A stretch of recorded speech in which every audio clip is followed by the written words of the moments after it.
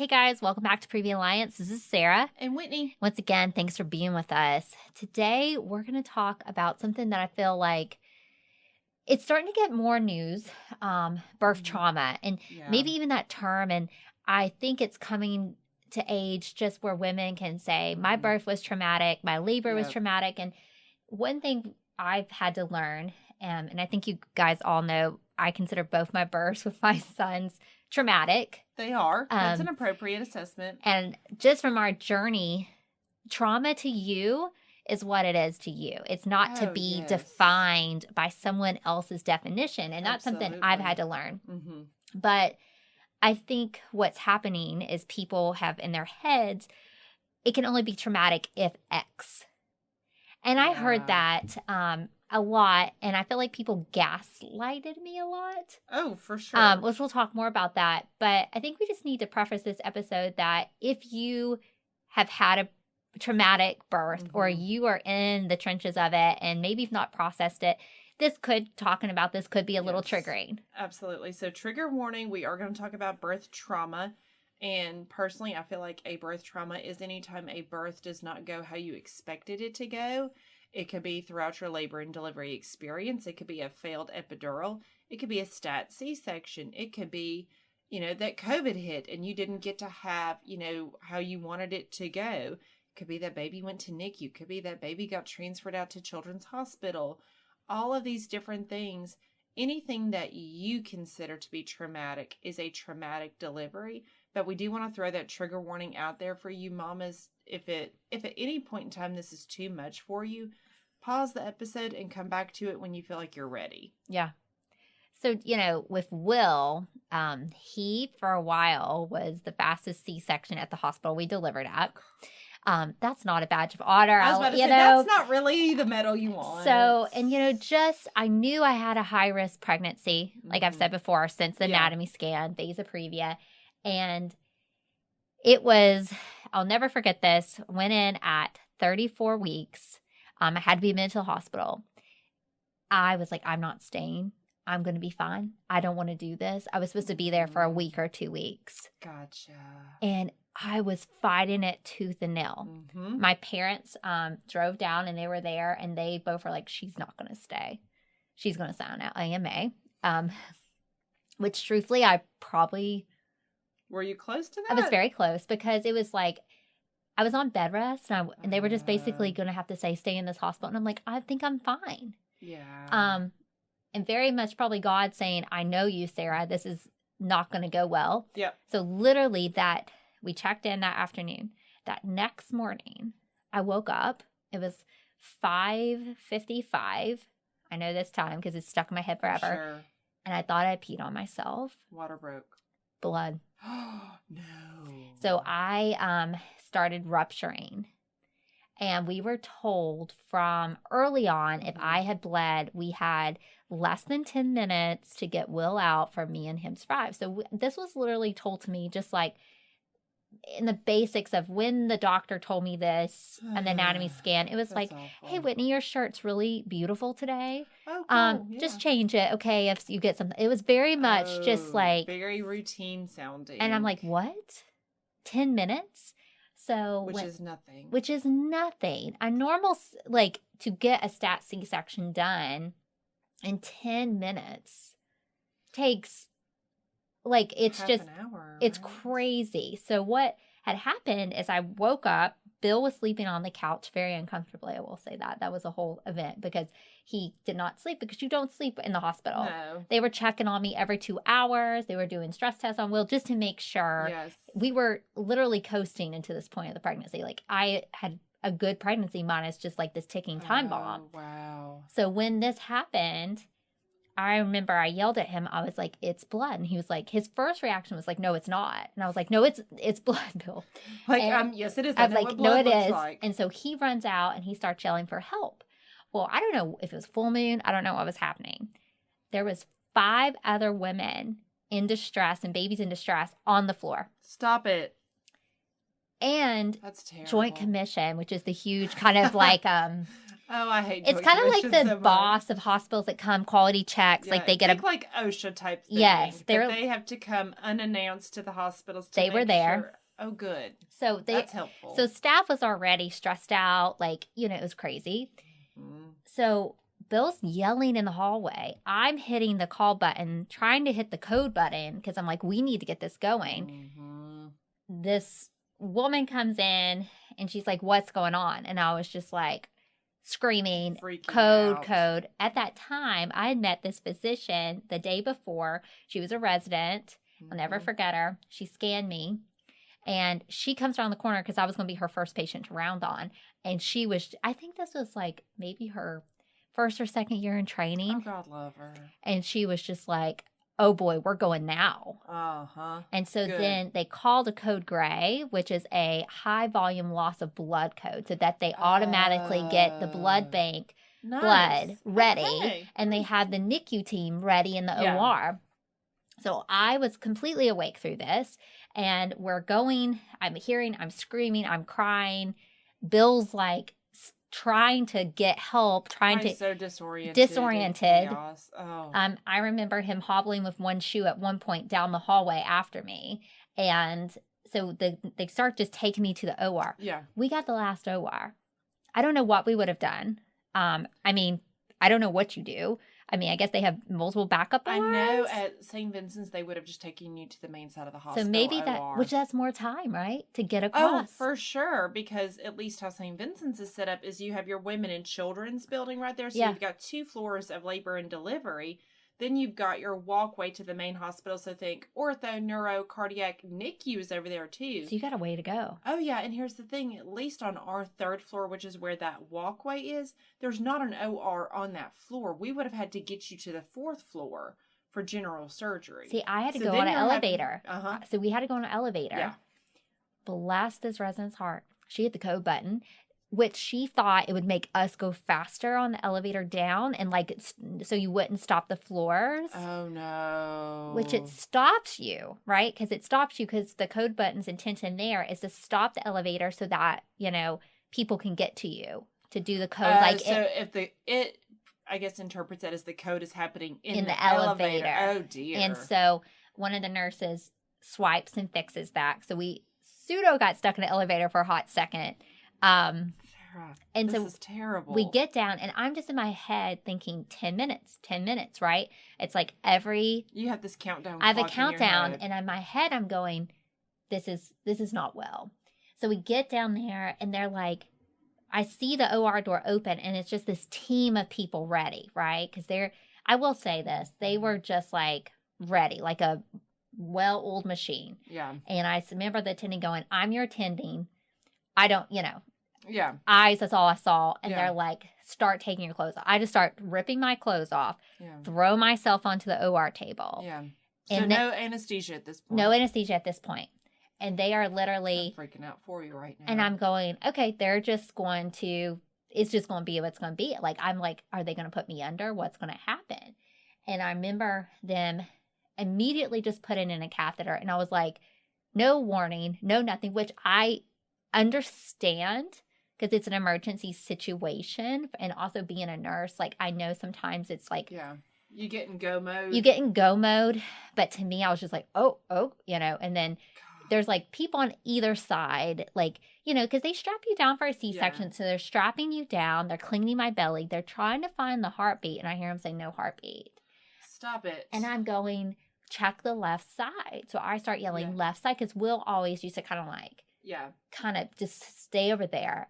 And I didn't hear them hear that it was found. And so the next thing I know, the blue drape's happening. And there was an anesthesiologist.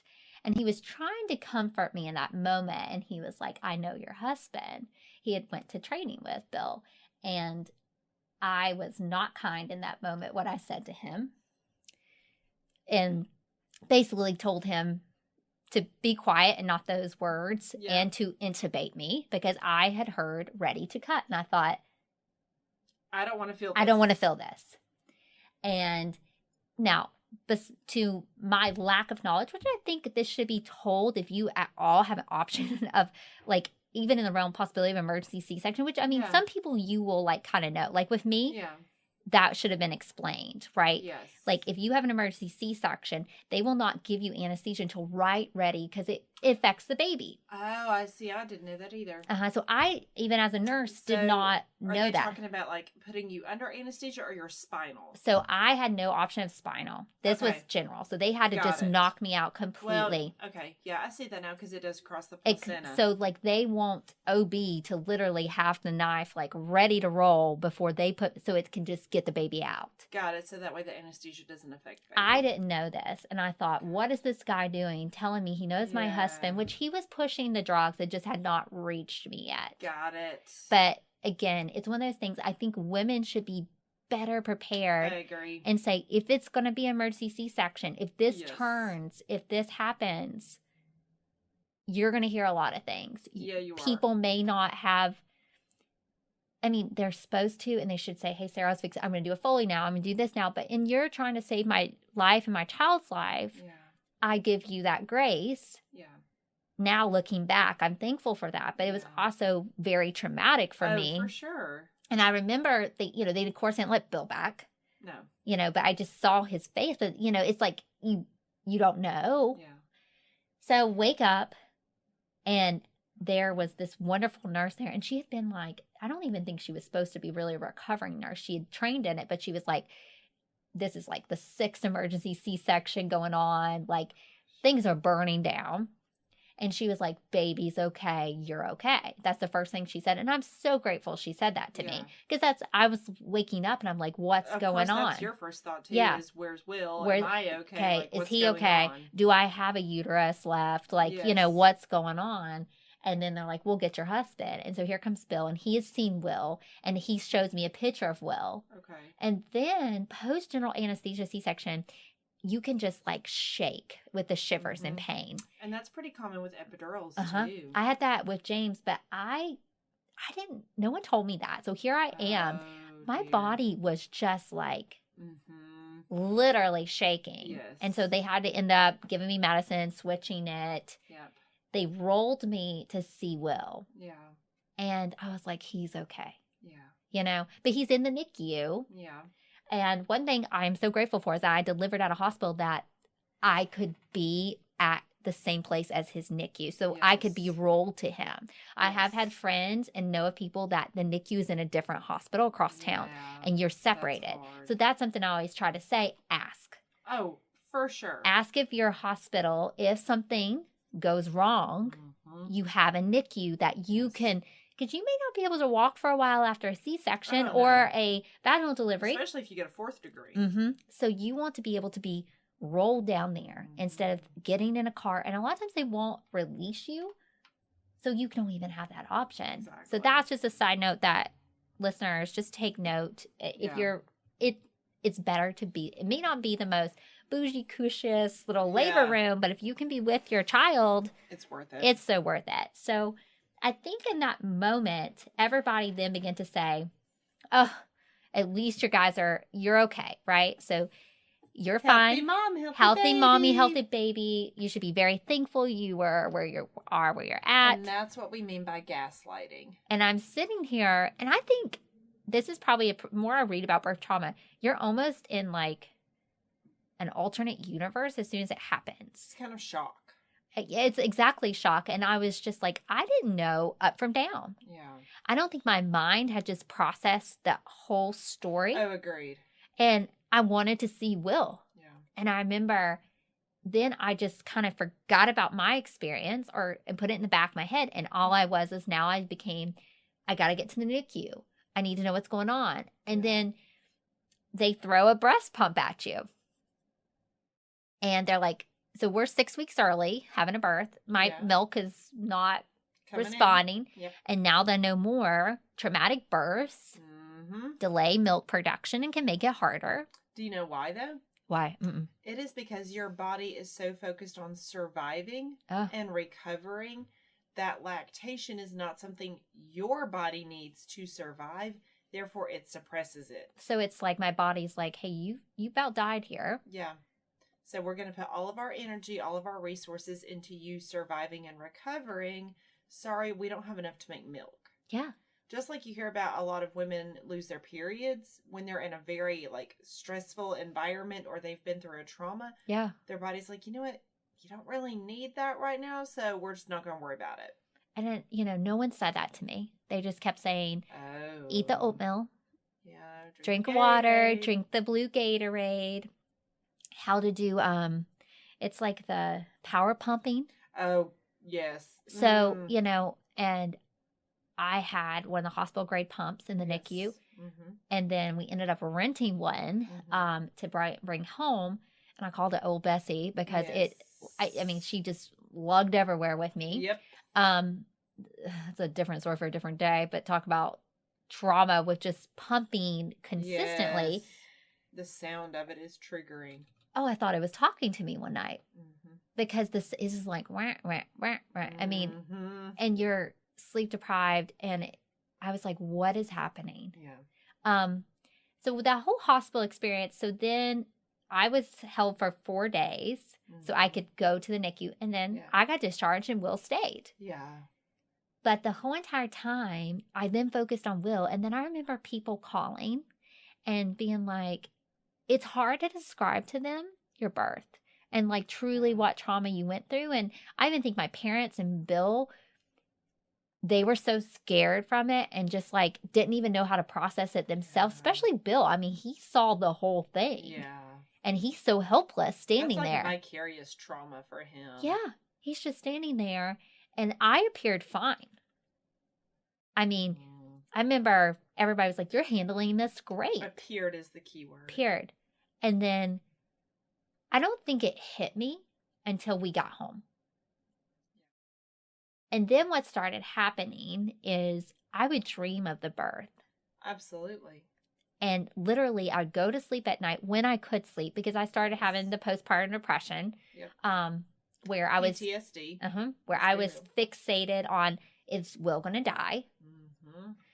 If I go to sleep. Yep. We were battling that. And then if I did sleep, I literally would relive calling out for help till hearing ready to cut. And I could not break that. That's hard. And I'd wake up and I wouldn't know if Will was okay. Yeah. And I didn't tell anybody this. Yeah.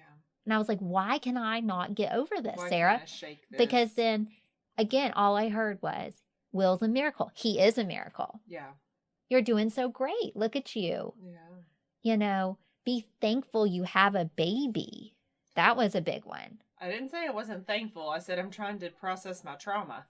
It was very much like, and then one person was like, well, so-and-so's delivery was X, and that's a lot worse. And I was like, wait, what? And I felt like I had to justify why I was not coping. Yeah. Because no one at all looked at me and said, hey, Sarah, what you went through is super traumatic. Yeah, no one validated you. They just said, like, you need to be okay because Will's okay. Yeah.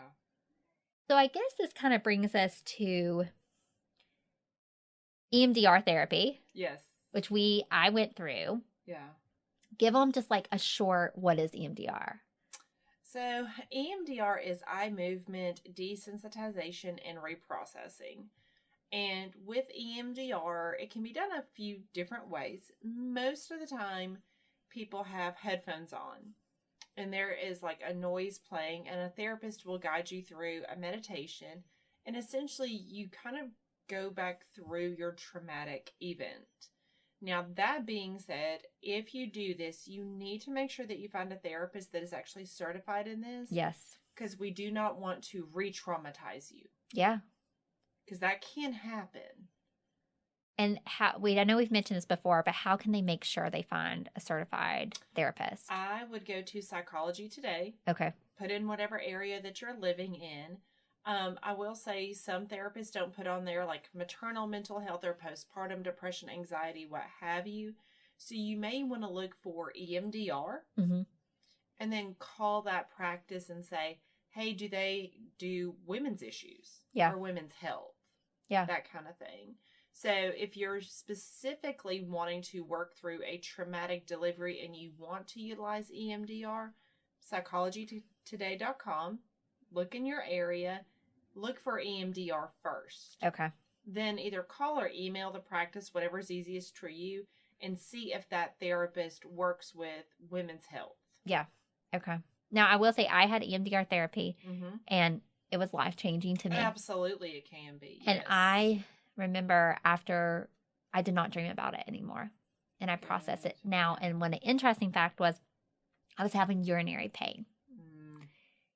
And my therapist connected that to, remember me mentioning the Foley and the catheter, and felt very intrusive to me. It felt like it just happened to me and I didn't want it to happen. Yeah. Now, No consent. In the grand scheme of the whole delivery where I was cut wide open, people are like, why are you fixated on the Foley? But that was to me. But you didn't give consent. You didn't have the opportunity to give consent. And my trauma was held physically, which trauma I learned does that. You can hold your mind, they say, may forget, but your body doesn't. The body keeps the score. Yeah. And so that's what happened to me. And after that, I did not have urinary pain. That's incredible.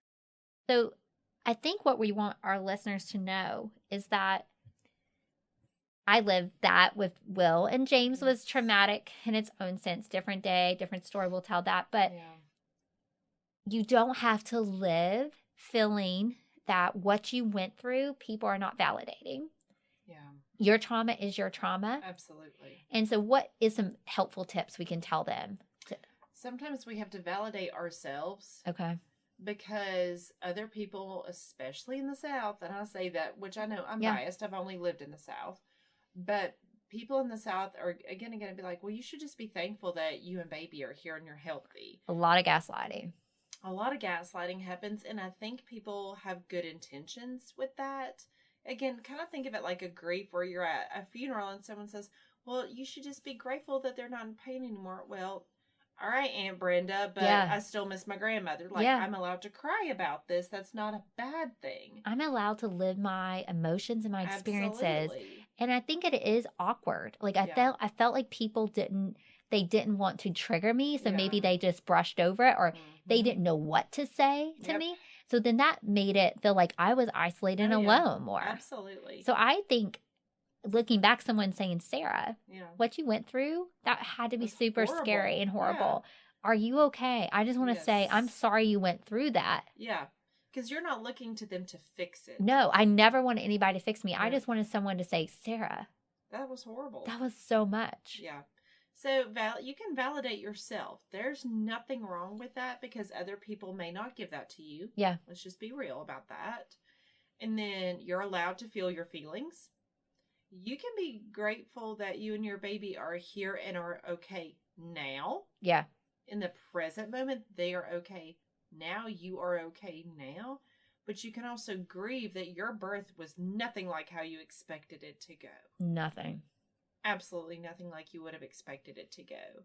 I would also encourage voice journaling. Yeah. Because again, part of what you brought up, Sarah, was you kind of kept dreaming or almost reliving your trauma. I couldn't break it. I just felt it was Groundhog Day. Yeah.